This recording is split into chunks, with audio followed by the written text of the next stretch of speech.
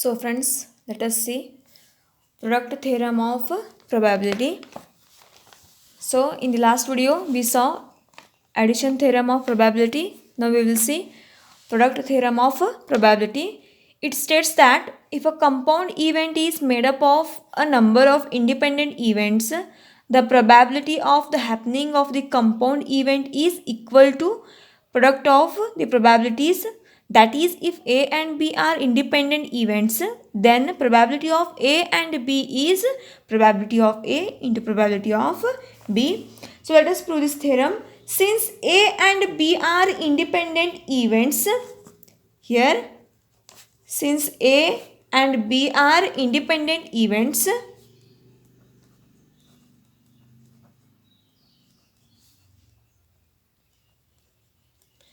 let us take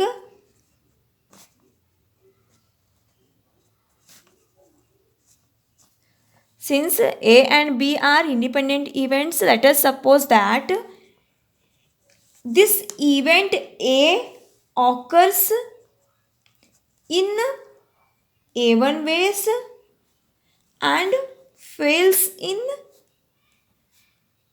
B1 ways. Since A and B are independent events, let us suppose that event A occurs in A1 ways and fails in B1 ways. Similarly, event B occurs in A2 ways and fails in B2 ways. Therefore, probability of this A is given as here favorable case is nothing but here A1, that is occurs. A1 divided by possible are nothing but here we have to include both occur and fail. So which is A1 plus B1. Similarly, probability of B is given by favorable cases which occurs, that is A2. For B it is A2 divided by possible cases we have to include here both occur and fail. So which is A2 plus B2. So here there are 4 possibilities for the compound events. Here there are 4 possibilities.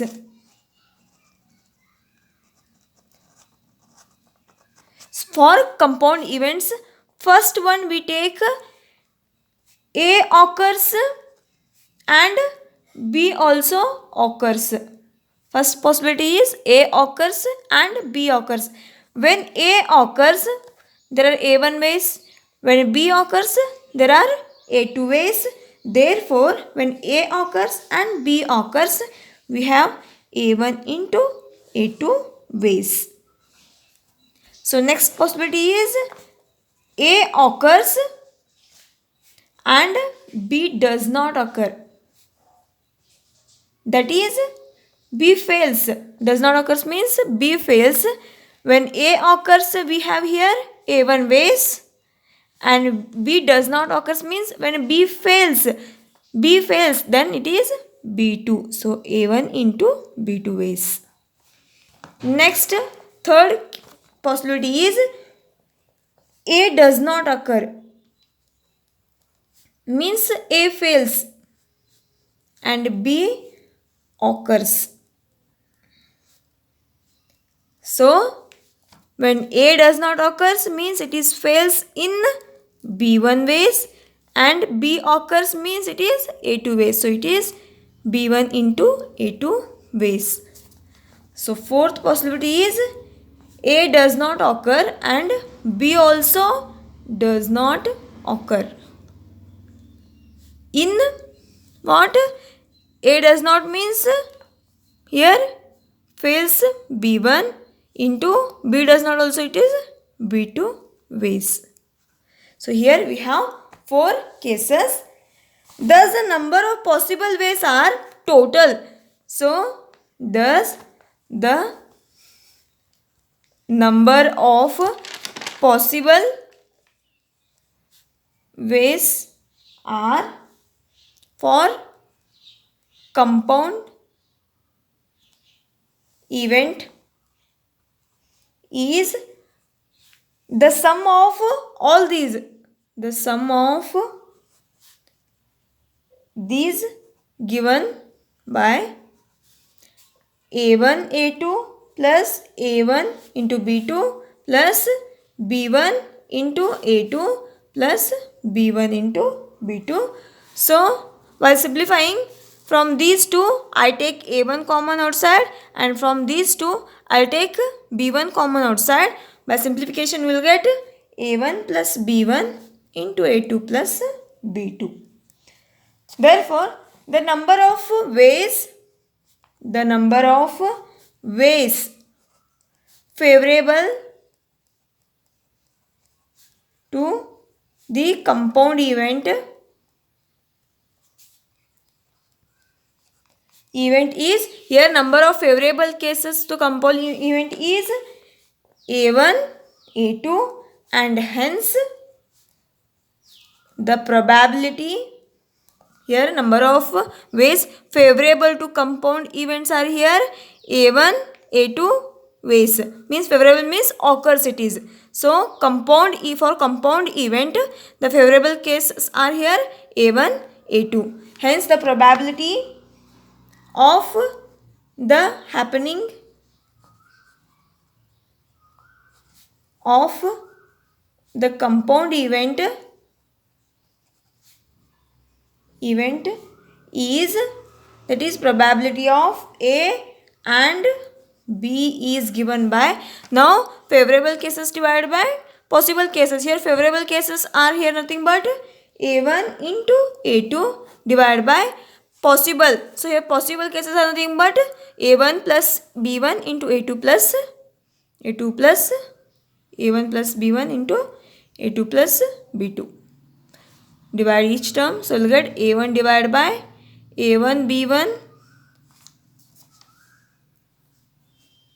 A2 divided by A2 plus B2. So this can be written as like this. Now as we know that A1 divided by A1 plus B1 is nothing but what? Probability of A into, and A2 by A2 plus B2 is probability of B. So this is nothing but probability of A and probability of B. Hence this proves the product theorem of probability. So next we will see probability associated with set theory. So as we know that set is nothing but what? A well-known collection of objects or collection of well-known objects. So sets are usually denoted by capital letters A, B, C like this, and these are given as like this A, B, C, D, like this is a set, and the elements, the numbers or the elements inside of this set is nothing but members of this set or elements of this set. So if there is one element X which belongs to this set A, then we write this as X belongs to A. Otherwise X does not belongs to A. So we read this as X belongs to A and this as X does not belongs to A. If B is a set, if we have B is one set such that every element of this B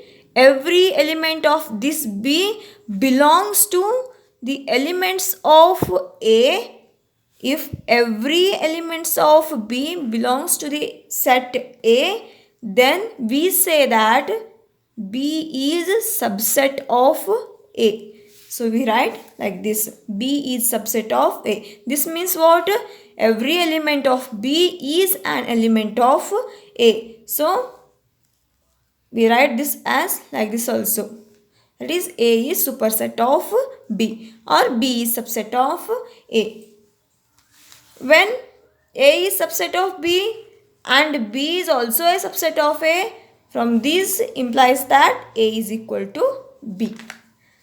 So next is universal set.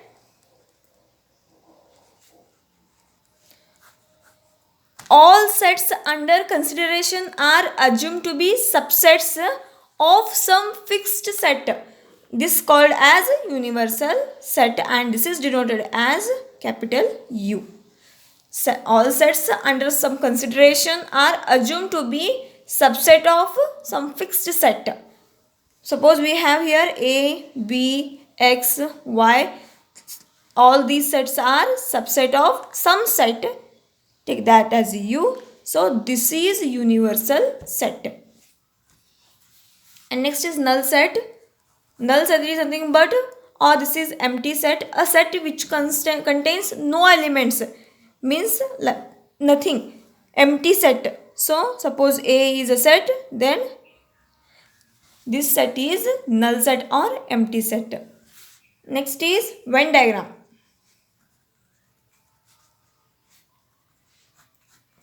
A universal set A is represented geometrical by a set of points inside a rectangle subset. Inside a rectangle, subsets of U are represented by circles inside. Subsets of this set represented by circles inside of this rectangle. Such a representation or geometrical representation is called as Venn diagram.